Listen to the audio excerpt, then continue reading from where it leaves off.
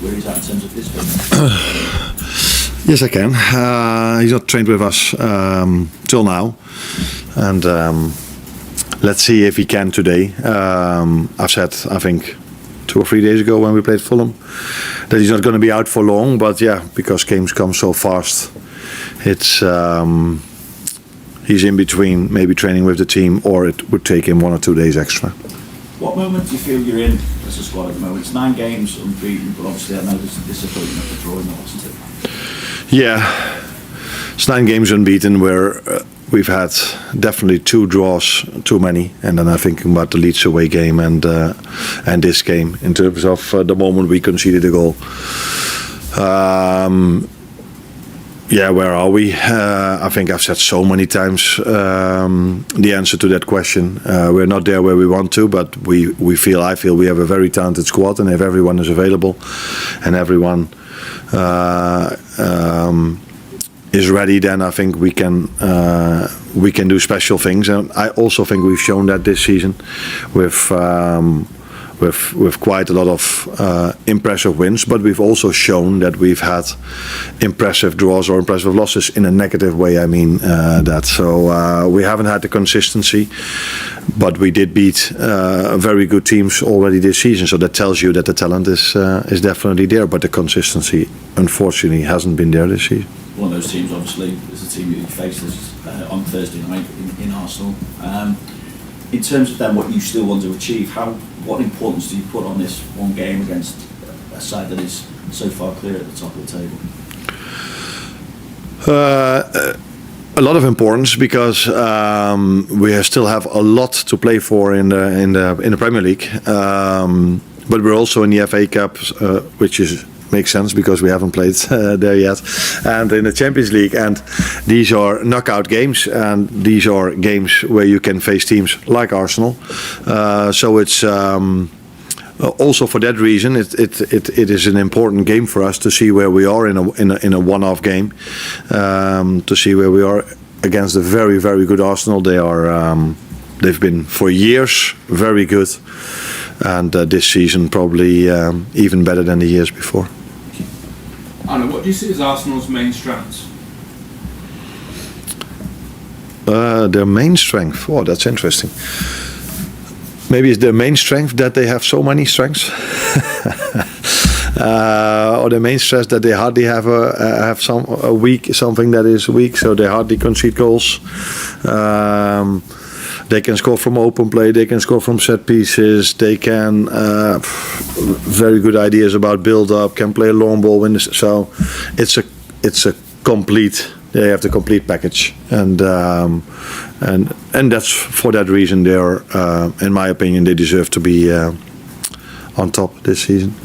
With that considered and how strong they are looking, what would a win there do for the belief of your group in the second half of this season, and the hope that this can still be a successful campaign for you guys? Yeah, of course that would mean a lot, because if you win those games, that tells you that you can compete in the latter stages of the FA Cup and the Champions League with any other team as well. I think we've shown already that we can do this, because we've beaten, for example, Arsenal at home, and I can come up with many other games that we've won against very strong teams.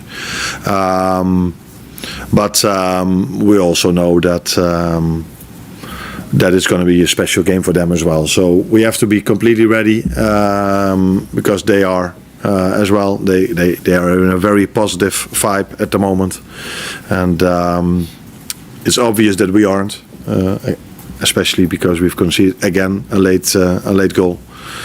But I think everyone, me for sure, is looking forward to this game, because it's always nice to be part of a Liverpool game, but especially if you face the Real Madrids or Arsenals or City or these kind of games. So we're definitely looking forward to going there tomorrow. Could this still be a special season for your team? I know you've had lots of problems and you've had to find lots of solutions to those problems so far. Yeah. But like you said, there's still a lot to play for. Could this still be a special season? Yes, of course. I think so many times this club has so many times shown when this club didn't have the greatest form in the league, that they were able to win another trophy. and other clubs have shown this recently as well, that it's always possible because we have a very good and talented group, and we've shown this season.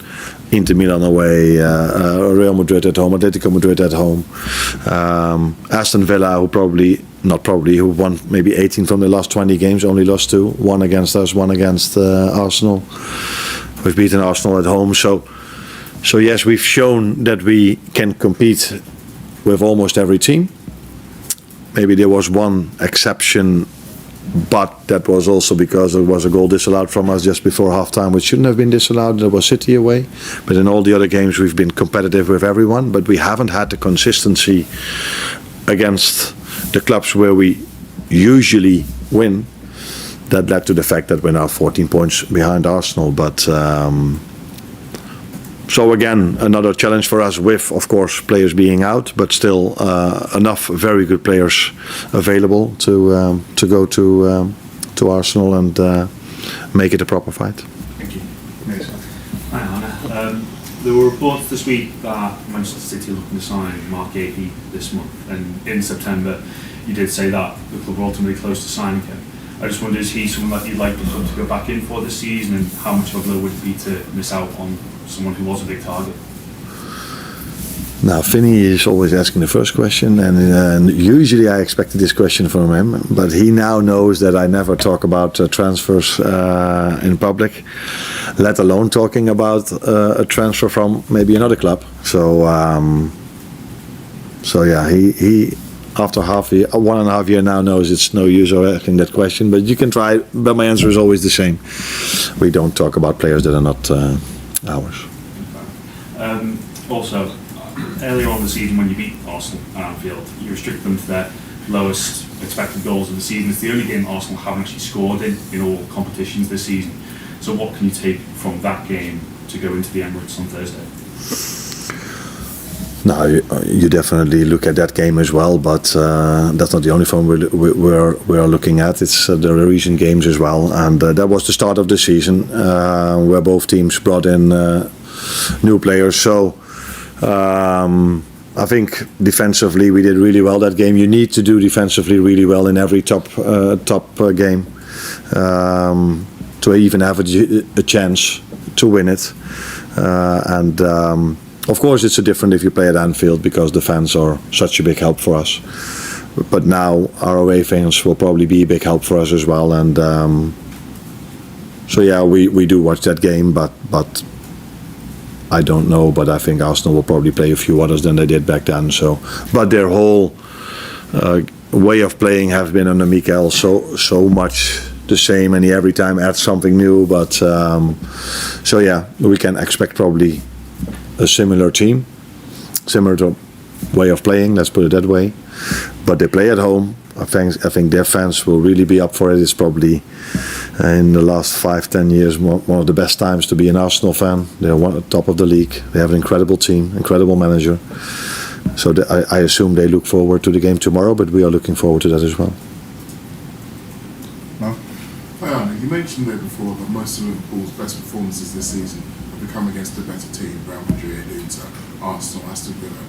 Do you find that frustrating that they're unable to make that consistency against some of the other teams? And what do you put that down to? Is it style of play? Is it maybe an attitude issue? It is annoying because usually you think it's harder to play against the best teams in the world or in the country than to play against teams that are not competing for a league title or not involved in the Champions League. But there's definitely a reason why it is, because I think in the last 9 games I think people have liked our 2 games against Villa and Brighton more than all the other games we've played, and I can exactly tell you why that is, but if I do so, people will tell me, how can you make your opponents so much wiser? So and we have to find a way of playing that same style of football against other styles of play as well, but we haven't found that answer enough yet. But yet is an important thing to add. You still believe that you'll be able to get there? Yeah. What do you mean we'll get there? To be able to find that consistency against them. We should be definitely be able to find that consistency, and also for play games that are more a joy to watch against teams that have a different approach against us than Brighton and Villa have. Therefore we need, of course, as much players available as we can, and keep working very hard to find openings and find the right ideas to hurt those teams as well. But against Fulham, I don't think many people thought it was a joy to watch, and I've said many times that I found our games against Paris Saint-Germain a joy to watch.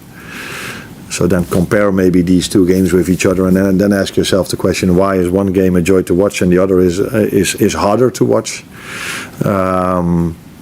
And when people tell me, you always need extra pass, the first goal we scored against Fulham was only one pass. So these players do know that if we need one pass, or we can use one pass to score a goal, we try to. And the second goal we scored was 17 passes we needed before we could bring a cross in. And sometimes that's needed. If you win the ball back low on the pitch and the other team goes into a low block, it's harder to get through it in one pass. Which we did in the first goal because we won the ball back high up the pitch. Adam? Just on that, talking about being enjoyed to watch, a lot of fans have said in recent weeks that football has been dull and boring. What do you make of that? I find it really hard to hear, but it's not that I completely disagree. I would use different words, and I would take certain things into account, but I want to win as much trophies as I can, but I think I'm also known for the fact that my teams always try to play attacking football, and I can only say that we are still trying to do so. But having a lot of ball possession, said as many times, doesn't mean you play attacking. That does mean you play attacking football, because you try to win the ball back as soon as you can, and when you have it, you try to create something. But we are struggling to create a lot of chances, but I've said many times we're not the only team that struggles to create a lot of chances. I don't think the amount of chances we create are so much different to some other teams in the league that are doing really well. But I don't like to hear this, of course, because if there's one thing I would like is us winning a lot of games, but also us playing an attractive style of football, which I think we've also done this season. And we have to find a way against teams that try to make it not an attractive game, which is their, of course, maybe even smart for them to do. We have to find answers to that, and that's something we haven't found enough yet. But we are working on that every single day to improve that. Just on Harvey earlier, I know last time you said to ask a question of Villa, when I only said, well, Villa don't want to sign him. Is there a possibility that he ends January as Liverpool player? I think that answer is going to be the same about Mark Way. He's an Aston Villa player. So if you want to ask things about an Aston Villa player, you should ask Unai Emery. Technically, he's still a Liverpool player. He's just on his own. Liverpool has no recall option. No. Liverpool has no recall option. James? When you look at the squad, do you see sufficient depth and talent to achieve what you want to achieve between now and the end of the season? Do you think you will need reinforcements at all in any area this month? First of all, I'm really happy with the squad we are having. All decisions that are made last summer and the summer before, and all these things are completely aligned with me, Richard, and ownership. So I think it has shown this season how talented this group is, and if everyone is available, how good of a team we can be. There's nothing positive from players being injured. But maybe if I could think about, not that it's positive, but the narrative that has always been there, that we've spent so much money in the summer, and every time when I tried to say no, we replaced and added, not added, but we replaced and spent a little bit more that came in, and no one wanted to hear it. But maybe now, for the first time since we've only had 2 or 3 injuries, people do see now that we replaced and with very good players. And so even last game and also the game before, I could impact the game off the bench because Jeremy Frimpong again came in and gave an assist.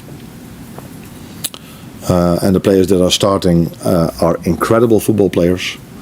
So this club is in a very good place. If everyone is available and we are getting stronger and stronger, then this club is in a really good place for the short future, but definitely also for the mid to long term future. Michael, last one. Can I just add that? Are you definitely okay with the number of centre-back options you've got? I know you spoke about it before, and you spoke about Tarrant who can play there and Ryan Gravenberch, but we haven't really seen that. And for a couple of games there when Joe Gomez was injured, we were down to essentially 2 centre-backs. So are you okay with the number of options you've got, particularly in that position? No, Joe is. I expect him, or not expect him. He's back now, so that's already a big help.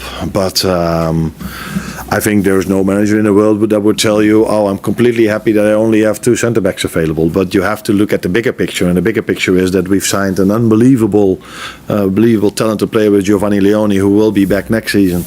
And this is the way this club works. And as much has been said about our spending last summer, it's not that there is no limitation on us spending. So we have to do smart things, and this club has always tried to do smart things to keep up with the teams we want to compete with, and that's not any difference now. But in an ideal world, you have more than 2 centre-backs available. But sometimes things can work out in a way that it has happened now, that you have to accept that situation. And I don't think that's for the first time. I know from a period of time that Jurgen also had a few problems at centre-back, and he played players there that were either midfielders or players that, I think, what was his name? He was with us, who played quite a lot, the centre-back. Nat Phillips, yeah, he played a lot. So that has been Liverpool for all these years, and that has not changed. Arsenal vs Liverpool tomorrow. The reigning champions, they come to your house. What is the mood around the training ground, the coaching staff, the players, yourself? I was very excited. A massive game against obviously the champions of the last Premier League, and yeah, we have a point to prove. We're going to have our crowd, our supporters, very early, before 8 o'clock, everybody there, creating an amazing atmosphere, and looking forward to it. Yeah, a big atmosphere expected at the Emirates, as you said. It sounds like there's planned for a big stadium mural when the players come out of the tunnel. How much are you calling on your supporters to deliver a result for you tomorrow? They've been unbelievable again this season, and it makes such a difference. We become a different team. The level of energy, commitment, confidence, desire that we can show in every action is transmitted by them, and we need them tomorrow in every ball. Yeah, can I ask a bit of team news? Ricardo Calafiori and Christian Mosquera, they are out against Bournemouth. Are they close to being back? No, they're out again. When can we see them back? What stage are they at? I think pretty soon they have to go to the last stage of the rehab, and if everything goes well, hopefully very soon they will be available for selection. Yeah, and just finally for me, this is the first time we're hearing from you since Ruben Amorim left his job as Manchester United head coach. Now, Sir Jim Ratcliffe actually used Arsenal standing by you as an example, as a reason why Amorim should get 3 years in charge, and obviously he didn't get that time. So what does that say about the support and the trust that the club put in you during the first difficult 12 to 18 months during the time? Yeah, I can only talk about what I have experienced, and it's always sad to see a colleague losing his job, obviously. We know where we are, and yeah, I think you need support from ownership, and support from your staff, from players. At the end of the game, you need to win a lot of football matches if you want to stay in the job, and that's the reality and the nature of our job. Good luck, sir. Thank you. Good afternoon, Cal. You mentioned there being a point to prove when you play Liverpool. Is that sort of a case of the fact that they beat you narrowly in that game back in August, or more to do with the fact that you are leading the table at the moment, and that's, you know, a statement if you were to beat the champions? Yes, I mean, we are top of the table. We play at home against a really, really good opponent, and we want to maintain our position. And in order to do that, we're gonna have to be excellent throughout the game to deserve to win the game, and that's the point we have to prove. Arne Slot said this morning that he feels that this is the best Arsenal side that there has been in the last couple of years. It seems like an obvious question because you are leading the league by 6 points, but do you feel this is the best Arsenal team that you've assembled and developed? And if so, what makes this team so special?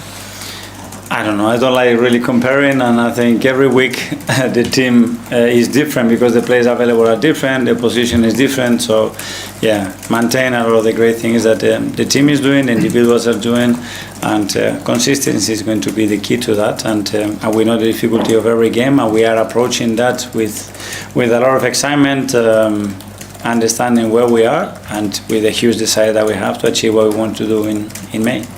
They're on a 9-game unbeaten run, Liverpool. Obviously, they had that good start to the season where they were winning games, but quite narrowly in a lot of the matches. Obviously, they are unbeaten, but perhaps they're not playing their best football. So how do you view the Liverpool side that you're going to be taking on tomorrow? Well, the margins, I think, for all of us are very small. We always talk about that, and they have a great manager. They have a sensational structure, understanding what they have to do in relation to the players that they select tomorrow in the lineup. They can play in different ways because at the end, those will make them a little bit different and more specific to what we can expect tomorrow. And we have to be conscious of that and then focus on what we have to do. Alex, BBC. Hi. Can I just ask about Kai Havertz? He was on the bench against Aston Villa, but then not against Bournemouth. How is he getting on with his rehab and return to play? Yeah, we are monitoring. Obviously, his load has been out for a long time for 2 different reasons, and he's very close. He trained this morning again, and hopefully we're going to have him available and the best version of Kai very soon. You had good wins in matches against Newcastle away from home, West Ham at home, and Brighton as well. Teams you dropped points against last season. Drew against Liverpool at home, a game you probably should have won last season as well. Is it another chance to show the progression you've made this campaign?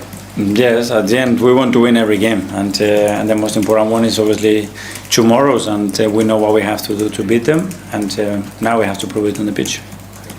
Stephen from Arsenal. Hi Miguel. Leandro Trossard was voted Player of the Month for December recently. What's kind of been behind his fantastic form lately?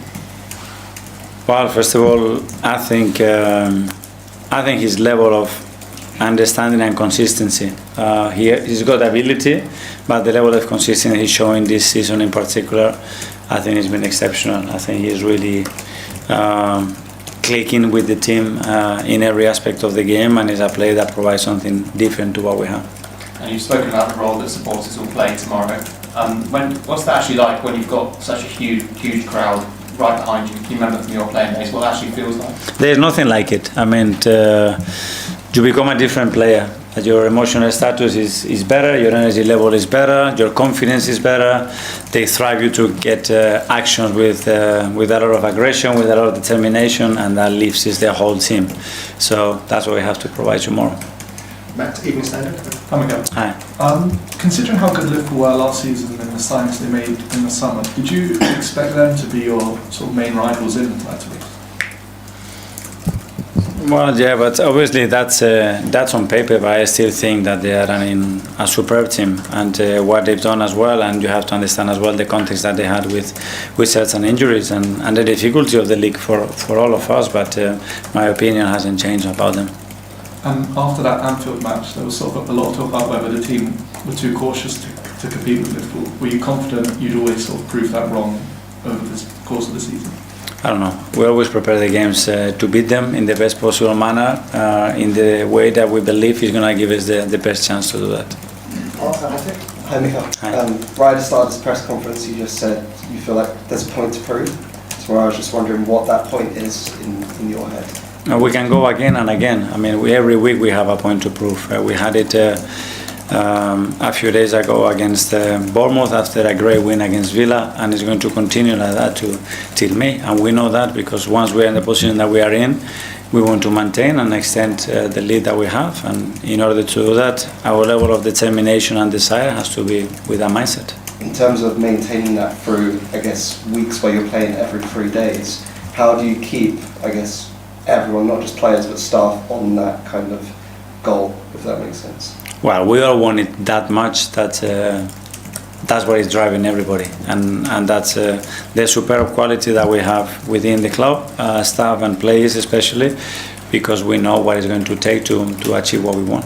And this is maybe a bit of a random one, but I noticed that Martin Zubimendi, Martin Odegaard and Declan Rice were all born within 2 months of each other. Mm-hmm. And I was wondering, with those three, when they play, they all seem to gel quite well. And I was wondering if their ages have So any... they started to connect since their birth, yeah?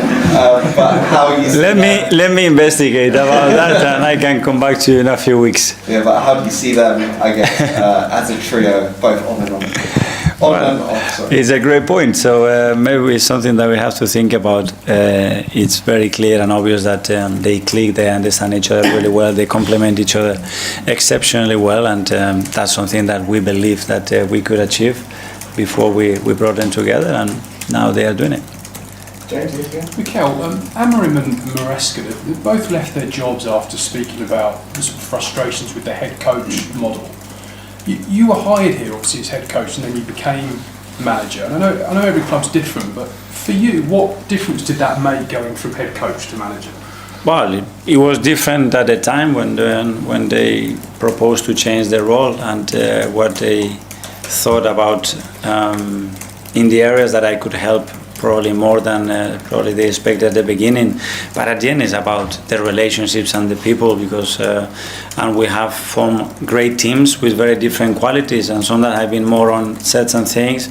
And when there is somebody that is much better than me on that, I let him do it. So for me, the title doesn't really reflect the daily, probably the way we operate daily. I think is more important the people, and then the morale within that people to really understand that, okay, let's give each other the things that he can master and make us much better, and the rest we just support that idea. That's it. It must have been a confidence boost for you, though, obviously in your first managerial role, to be given that extra responsibility. Yeah, because I didn't demand it, we didn't ask for it, and they believe it was the right thing to do. But again, since there, because we have to work with different people, with the changes that we had in recent years, I think when you have a leader, which is ownership, in this case Stan and George that is very close to that, with very clear alignment to all of us, what he wants to do, how he wants to achieve it, that creates that space for everybody. I think it's very easy to work like this. Thank you. James, CBS? I know it's been mentioned already, but going back to that game at Anfield, it felt like the reaction at the time was so immediate and visceral in terms of your perceived style. Have you looked back on that game, and what did you sort of take away from it, and what do you think maybe the broader conversation got wrong? No. I mean, your opinion, people are entitled to their opinions. Mine was different, but that's the beauty about football. What was your opinion? Very different. Okay, we did the last two in the As Live. Charles, goal? Hi, Mikel. We saw another brilliant finish from Gabriel at Bournemouth. He's now just 2 goals behind your old teammate Orica Chelney in terms of record goal scorer for a defender in the Premier League for Arsenal. I'm sure you expect him to break that record pretty soon, probably, the rate he scores at. But what is it that sort of, do you think, that sets him apart from pretty much all other defenders at the moment when it comes to the art of goal scoring in the opposition box? Desire to score, and then the amount of work that he puts in, and attention and detail to get himself in the best possible positions to do that and to execute what the game and especially certain actions are going to demand of him.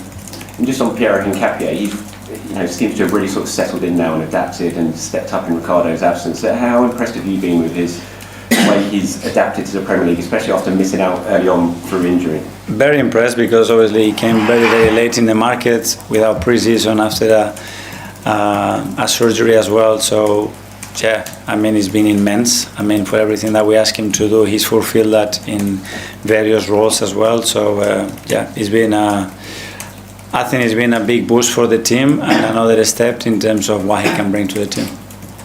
Phil? Hi, Mikel. This group of players have got more points than the Invincibles managed after 20 games, more points, more goals. Obviously, you've been here a long time as a player and as a manager. Do you think that this group that you have is as good as the Invincibles, if not better? No, because the Invincibles won a lot, and they won consistently, and they created a history and legacy, and we have to do that. But when you speak to the players, is that sort of, are they ever mentioned? Because obviously they're legends of their club, and obviously. No, obviously there is a lot of stats, but in the last 2-3 years as well, we had stats and more points and more goals in the history of that. But at the end, we have to translate that to major trophies and what we want to do. And probably now what we are doing, it would have been enough, but now it's not enough, and we have to make it the margins even bigger. And Leandro Trossard proved to be the perfect antidote to Arsenal's attacking frustrations following Mikel Arteta's candid remarks about Victor Gyökeres. Gyökeres may have struggled to truly impress since his summer arrival at Arsenal, but over the weekend, there was finally a glimpse of what he is capable of.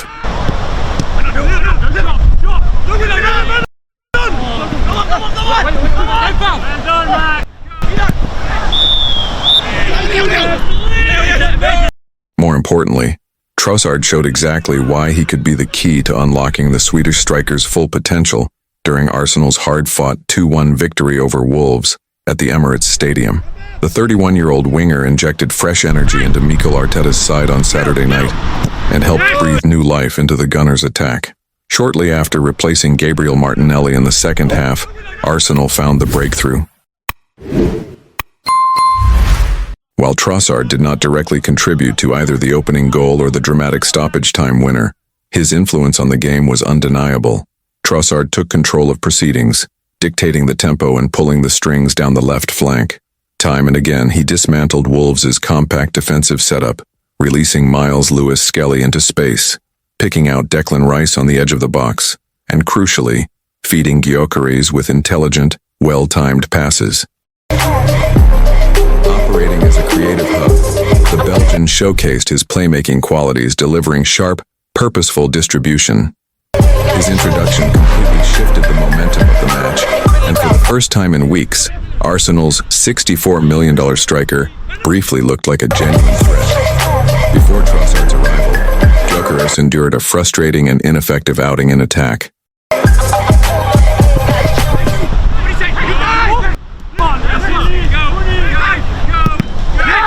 In fact, the Belgian was the only player to carve out a clear-cut opportunity for the 27-year-old forward, slipping a simple yet incisive ball in behind the Wolves' backline. Gyökeres controlled the pass, beat his defender, and aimed for the far post. Wolves goalkeeper Sam Johnstone was beaten, but the Swedish striker saw his effort agonizingly drift just wide.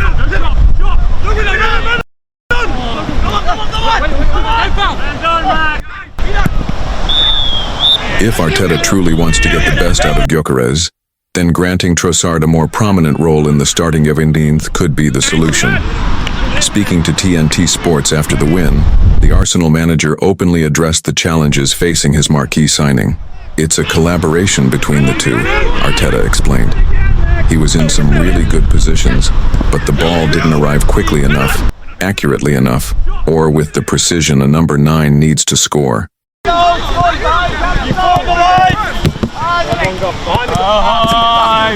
But his commitment and intention were there, and we have to keep pushing. Arteta was equally vocal in defending Gyökeres prior to the match, urging patience with the striker's adaptation to English football. There was huge expectation because we were signing a proven goal scorer, probably with the best statistics in Europe, Arteta said. But he's coming into a different league, the most demanding league in the world. What happens if he doesn't score in 5 or 6 games? That was the only question I asked him. How are you going to react if you don't score in 5 or 6 matches? Can you handle that?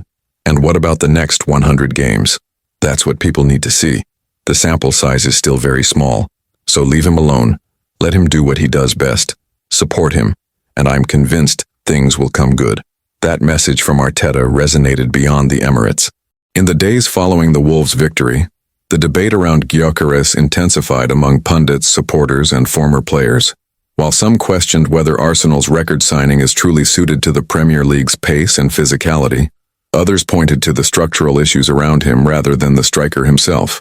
Much of the post-match analysis focused on Arsenal's chance creation and balance in the final third. The Wolves game highlighted a recurring theme this season. Gyökeres often makes the right movements, but the service into dangerous areas has been inconsistent. When Trossard entered the match, that problem briefly disappeared. Arsenal suddenly looked more fluid, more unpredictable and far better equipped to supply a traditional number 9. Former players speaking on television and radio were quick to note the contrast. With Trossard drifting inside and linking play, Arsenal's attacking shape became more compact, allowing Gyökeres to stay higher up the pitch and occupy central defenders. That, in turn, created space for midfield runners like Rice and Ødegaard to arrive late in the box. It was a glimpse of an attacking formula that Arsenal have rarely sustained this season. The reaction from supporters has been equally divided. While frustration with Gyökeres' goal return remains, there is growing appreciation for his work rate, physical presence, and willingness to press from the front. Many fans now see Trossard as the missing connector, the player who can translate Gyökeres' movement into genuine scoring opportunities. Internally, Arteta faces an important decision. Persisting with a front line that isolates Gyökeres risks damaging the striker's confidence, especially with tougher fixtures on the horizon. At the same time, promoting Trossard to a regular starting role could mean reshuffling wide positions and reducing Martinelli's minutes, a bold call that would not come without consequences. Yet football at the highest level often comes down to chemistry rather than reputation. The Wolves match suggested that Arsenal's most expensive signing may not need drastic changes to his own game, but rather the right supporting cast around him. If Arteta embraces that idea, Gyökeres' slow start could soon be remembered as nothing more than a difficult adjustment period. For now, the pressure remains. Goals will ultimately define Gyökeres' Arsenal career, and patience in North London is never unlimited. But with Trossard offering clarity, creativity, and calm in possession, Arsenal may finally have found the key to unlocking their striker and turning promise into consistent production.